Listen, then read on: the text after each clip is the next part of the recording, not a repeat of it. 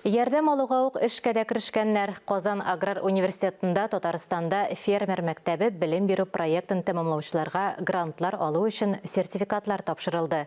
Яшь эшмәкәрләр үз бизнес проектларын кайсы юнәлешләрдә гамәлгә ашыра, бу хакта киләсе репортажда.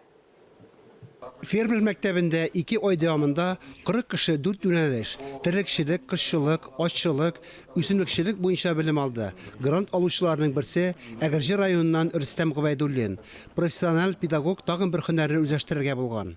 Сөт җитештерү өлкәсендә бизнес проект әзерләгән. Сыйфатлы сөт җитешми. Шуңа күрә 50 баш савым сыерга исәпләнгән ферма бик кирәк ди. Терекләр санын арттырырга да мөмкин. Biz sütçülük yönelişinde işleybiz. Bugün günge 50'ye yakın soğum sıyırım var. Качественный, sıfatlı süt yetiştiriyoruz. Bizim производство модернизация, яңа оборудование алып кою, шуңа kullanırım da дип уйлыйм инде грант акчасын.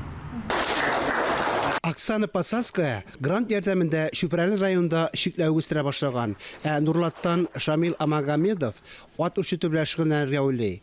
Аграр университет белгечләре һәм галимнәре үз шәкертләре белән киләчәктә дә элемтәдә торырга, практик киңәшләре белән булышырга җыена.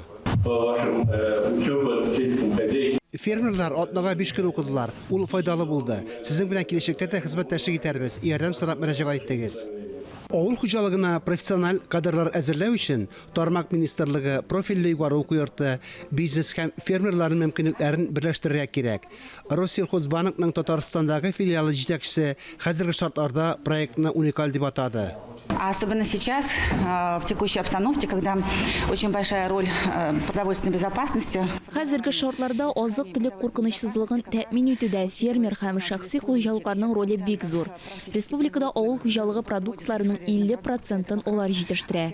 Укулар вакытында олар күп кенә теоретик һәм практик белемнәр алды. Сейчас в сельском хозяйстве тоже надо и быть и айтишником, и бухгалтером. Авыл хуҗалыгында IT белгеч тә, юрист та, хисапчы да булырга кирәк.